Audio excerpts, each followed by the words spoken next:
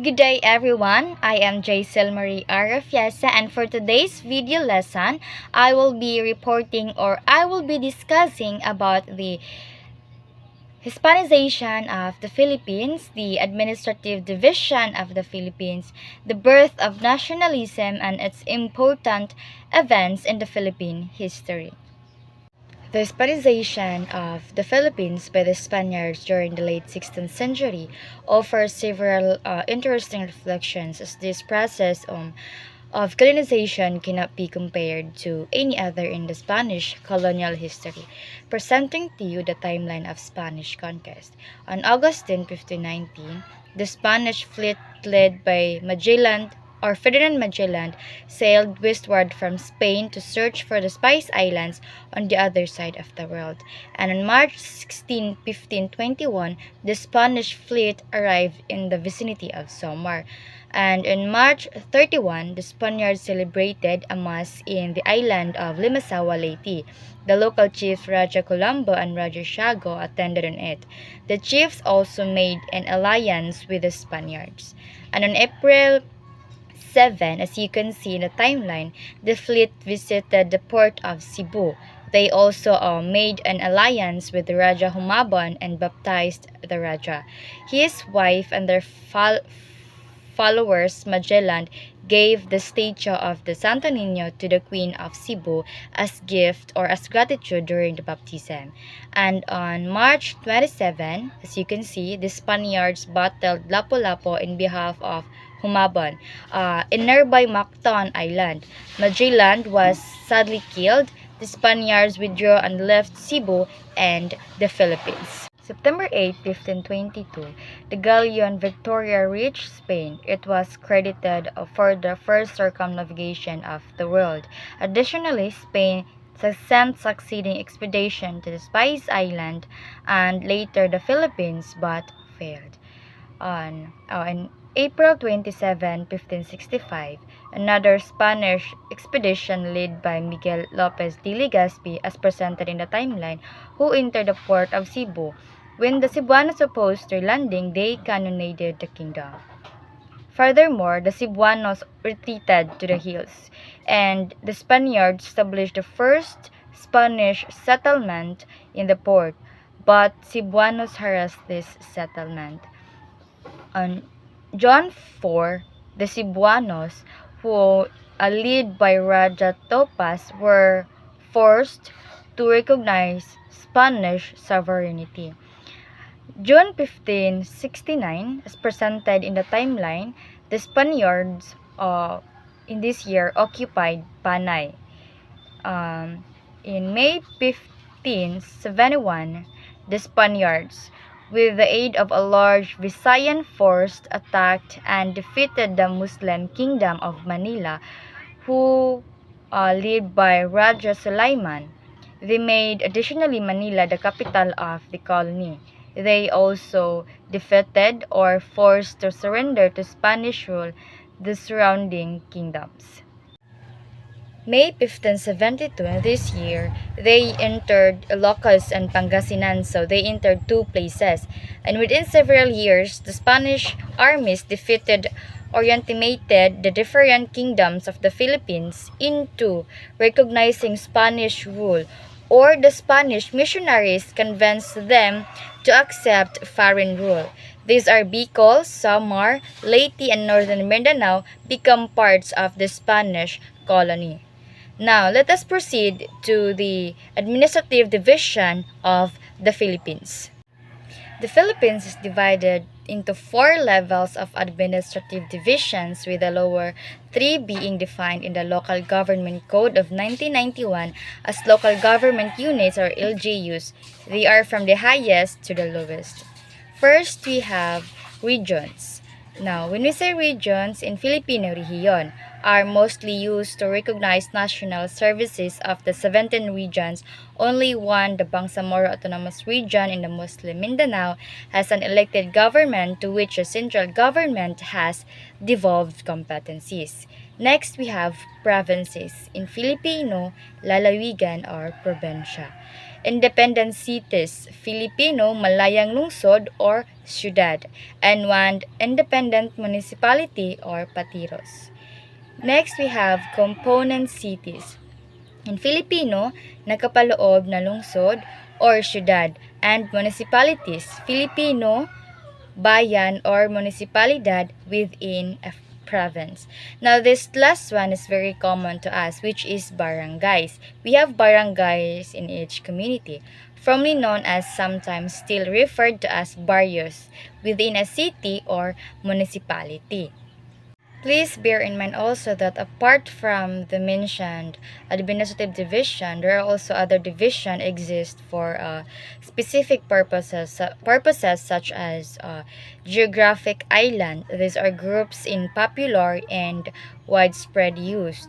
The local administrative districts in use by same local governments, judicial regions for regional trial courts, for and the legislative districts for the election of legislators rather at national, regional, and local levels. For lastly is a special geographic area used for the organization of Bangsamoro barangays in Cotabato, and moreover, special purpose districts for various government agencies. These are the other administrative division of the Philippines, and those mentioned, the region, the barangays, and other two divisions are all part of administrative of the Philippines. And now, proceeding to the birth of nationalism, we will understand, or you will be able to understand what uh, contribute or what factors that lead to the contribution of the birth of nationalism. And since we're talking about Filipino nationalism, or the birth of Filipino nationalism refers to the emergence and development of a sense of national identity and pride among us Filipino people. It can be traced back to the late 19th century during the period of Spanish colonization in the Philippines. Various factors contributed to the rise of Filipino nationalism, including the spread of education, the influence of Enlightenment ideas, and formation of nationalist organizations, and the exposure to nationalist movement in other countries. Filipino nationalism, additionally, was fueled by a desire or by the determination for political and social reforms, as well as the recognition of the Filipinos' rights and dignity as a people. Prominent figures such as Jose Rizal and Andres Bonifacio played its relevant or significant roles in advocating for independence and inspiring the Filipino people to fight for their rights. The birth of Filipino nationalism marked a turning point in the Philippine history, as it paved the way for the eventual struggle for independence from Spanish rule. Moreover, for the information of everyone, it laid the foundation for the Filipino people's aspiration for self-determination and sovereignty. Freedom matters the most, which continued to shape the nation's identity and aspiration to this day. I have presented four factors that contributed to the birth of Filipino nationalism, and I will discuss it one by one. First, we have the influx of liberal ideas from abroad. Liberal ideas contain books and newspapers where ideologies of the American and French revolutions and the thoughts of different philosophers such as Montesquieu, Rousseau, Voltaire, Jean Locke, and Jefferson.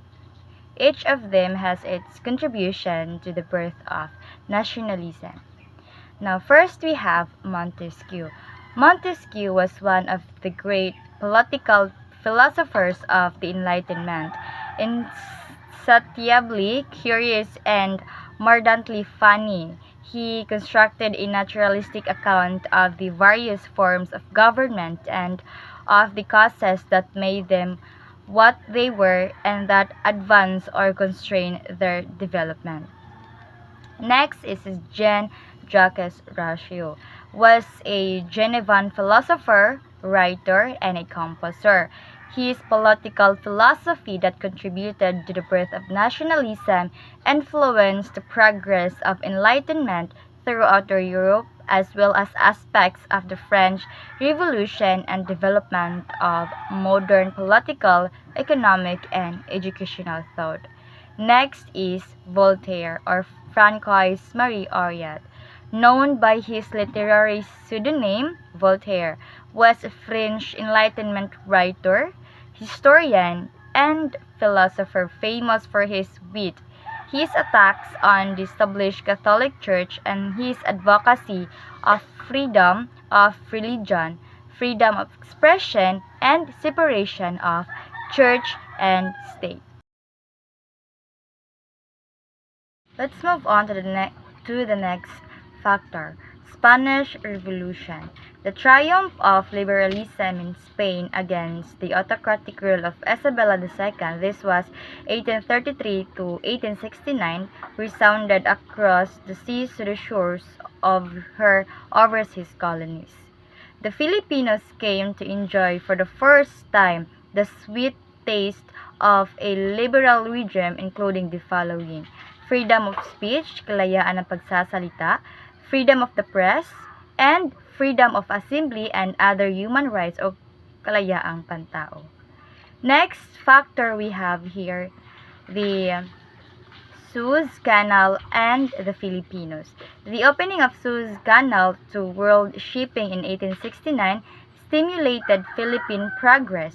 This canal is 103 miles long and connects the Mediterranean with the Gulf of Suez and hence with the Red Sea and the Indian Ocean.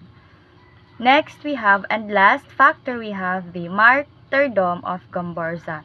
The execution of Gomborza, a Filipino priest, Francisco Gomez, Jose Burgos, and Jacinto Zamora or Gomborza, were executed with a garrote or guna while blindfolded and seated on a scaffold at Bagong Bayan, now Lunita Park, on February 11, 1872.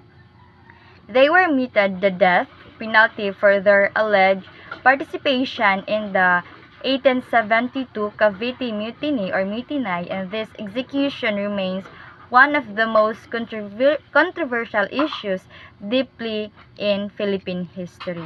Nevertheless, their tragic end led to the dawn of Philippine nationalism in the 19th century, intensified by Dr. Jose P. Rizal.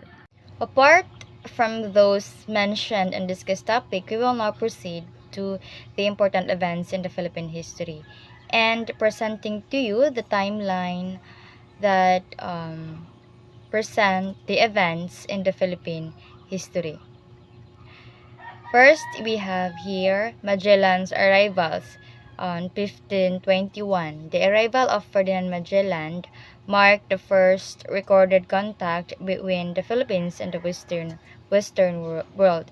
We all know how famous Ferdinand Magellan is in the field of our history. Next, we have here the People Power Revolution. That was 1986, as presented in the timeline. A peaceful uprising led by Filipinos known as the EDSA Revolution. Up until now, we still practice as EDSA Revolution. Depends on the situation. Ousted President Marcos and restored democracy in the Philippines. Next in the timeline is Spanish colonization. That was 1565 to 1898. We all know, or we are knowledgeable enough that we are being colonized by the Spanish. The Philippines was colonized by Spain, as what I have said, for over 3 centuries, leading to the introduction of Christianity, Spanish language, and these cultural influences.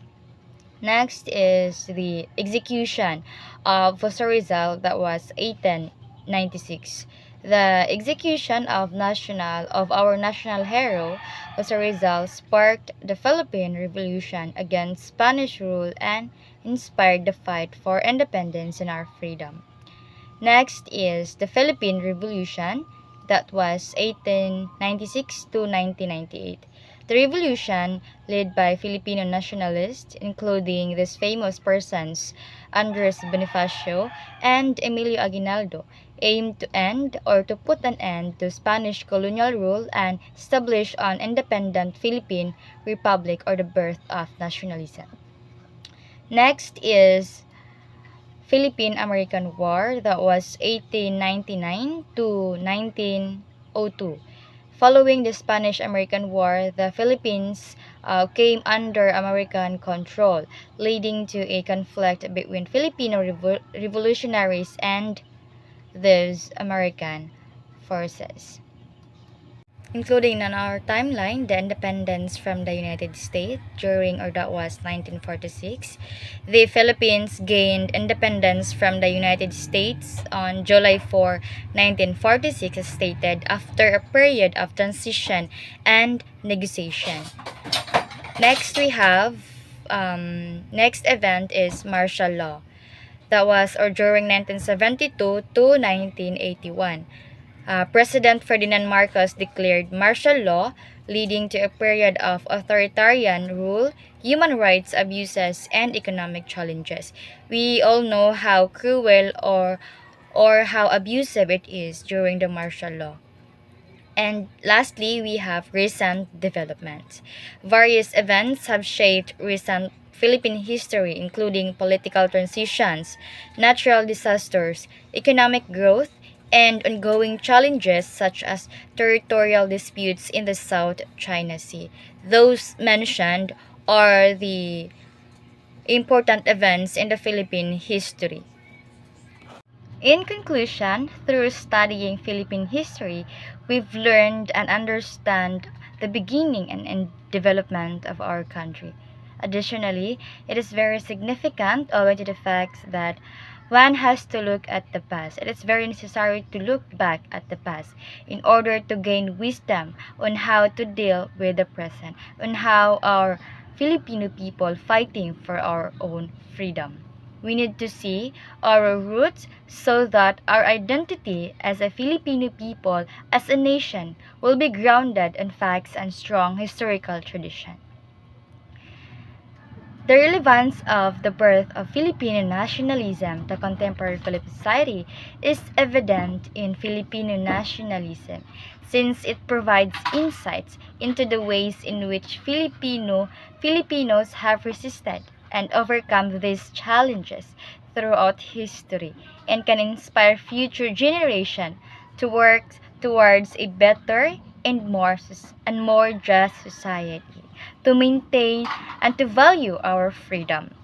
The evolution of Filipino nationalism is a testament to the resilience, creativity, and courage of the Filipino people, and serves as an important or significant reminder of the ongoing struggle for freedom, justice, and dignity. Learning about the events led to Philippine independence from Hispanization is an appreciation for the patriotism and self-sacrifice of our forefathers and our national heroes did to help us enjoy the liberty we have today. That would be all, and thank you for listening.